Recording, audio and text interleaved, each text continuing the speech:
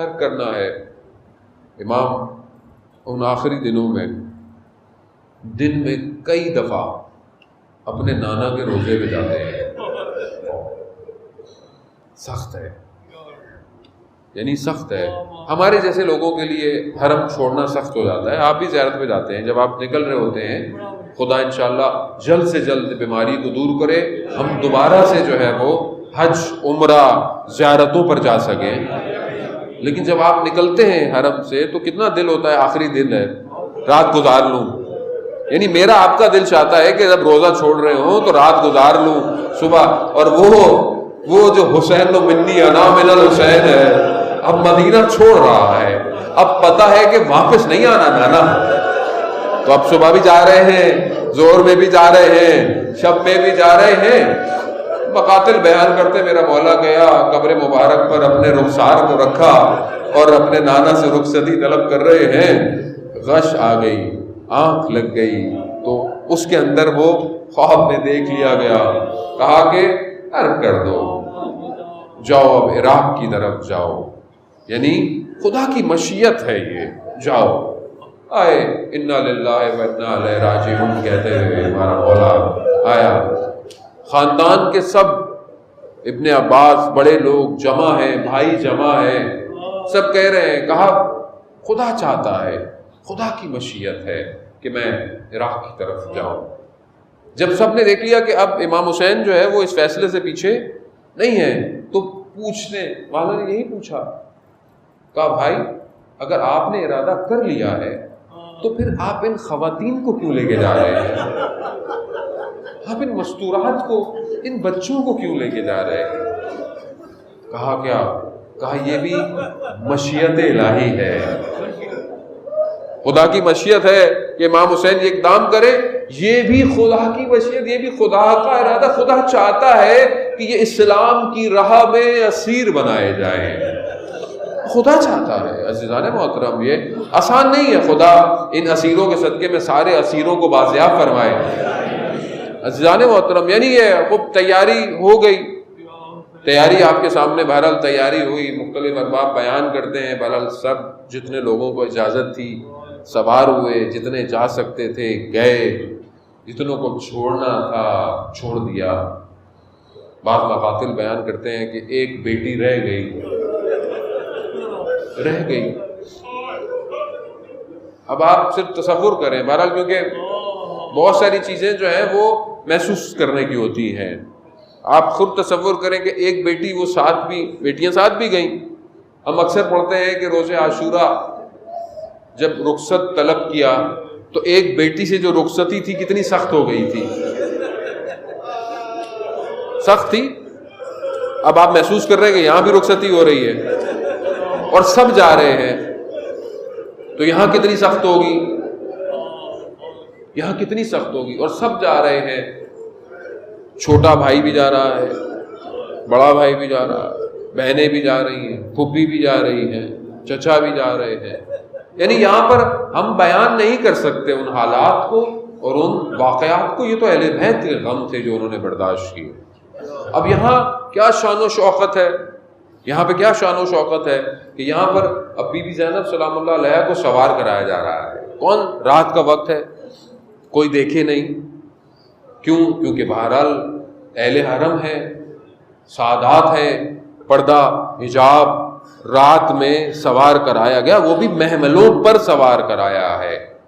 کون سوار کرا رہا ہے؟ علی اکبر کروا رہے ہوں گے، حضرت عباس کروا رہے ہوں گے. اب میری بیوی جب اس طرح سوار ہوئی ہوں گی تو تصور میں یہ لانا کتنا مشکل ہوگا کہ ایک وقت ایسا بھی آئے گا، ایک وقت ایسا بھی آئے گا کہ کوئی نہیں ہوگا، کوئی نہیں ہوگا. کوئی نہ ہونا ایک الگ ہوتا ہے کہ کوئی نہیں ہے، نہیں ہوں گے مگر صرف لاشیں پڑے ہوں گے کربلا میں، صرف لاشیں پڑے ہوں گے کربلا میں. اور نہ رات ہوگی بلکہ تپتی ہوئی دن ہوگا. داغ زخموں کے الگ ہوں گے، اپنوں کے بچھڑنے کا غم الگ ہوگا.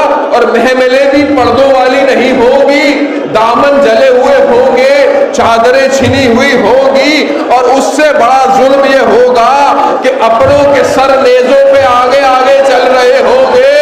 میں کہوں گا یا زینب سلام اللہ علیہا، ارے ایک یہ سواری ہے، ایک وہ سواری ہوگی، اب تیار رہے۔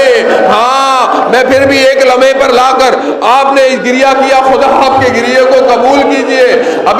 ابھی تو یہ سفر شروع ہو رہا ہے، آگے نہ جانے کتنے زخم ابھی دیکھنے باقی ہے۔ ہاں مجھے وہ کوفہ کا وقت یاد آتا ہے کہ جب میرے مولا کی حکومت تھی، جب مدینہ سے اس اہل حرم کو بلایا گیا تو جب کوفہ پہنچا تو دن تھا، جب دن پہنچا تو مولا نے کہا کہ رات کا انتظار کرنا، ان میری بیٹیوں کو رات کی تاریکی میں شہر میں لے کر آنا۔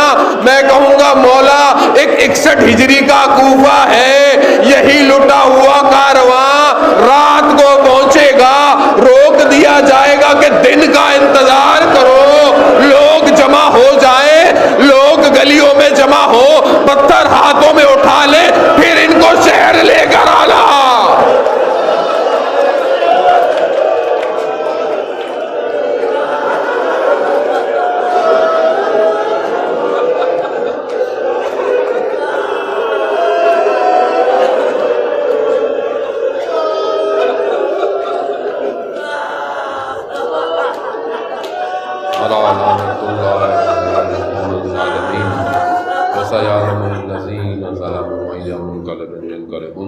پروردگار ہمیں زمانہ کے ظہور میں تاجیل عطا فرما، ہمیں ان کے ناصروں ان کے مددگاروں میں شمار فرما۔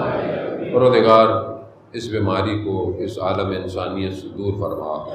پروردگار جو لوگ بھی اس بیماری کی وجہ سے اور ویسے بھی مریضوں نے شفائے کاملہ اور عاجلہ عطا فرما۔ پروردگار جو بے اولاد ہیں انہیں اولاد صالح عطا فرما، جو بے روزگار ہیں رزق حلال عطا فرما، جو برسر روزگار ہیں رزق میں ترقی اور کشادگی عطا فرما۔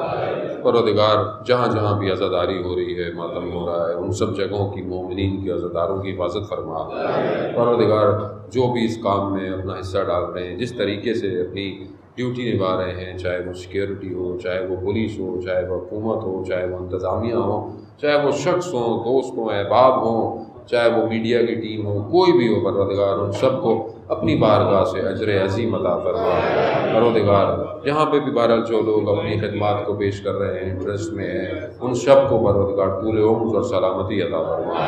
پروردگار جن ملکوں میں بہرحال مشکلات ہیں، مجلس عزاداری صحیح طرح نہیں ہو پا رہی ہے، وہاں پر ایسے حالات بنا تاکہ وہاں بھی جلد سے جلد بہترین عزاداری ہو سکے۔ پروردگار اس پورے محرم میں ہم تجھ سے کچھ اور نہیں چاہتے، ہم تجھ سے صرف یہی چاہتے ہیں پروردگار ہمیں 40 پہ کربلا میں امام حسین کی زیارت نصیب فرما۔ پروردگار مسلمانوں کو استحکام عطا فرما، مسلمانوں کے آپس کے اختلافات کو دور فرما، آپس میں محبت و بھائی چارگی عطا فرما، پاکستان کو عزت اور استحکام عطا فرما، اس کے دشمنوں کو نیست و نابود فرما۔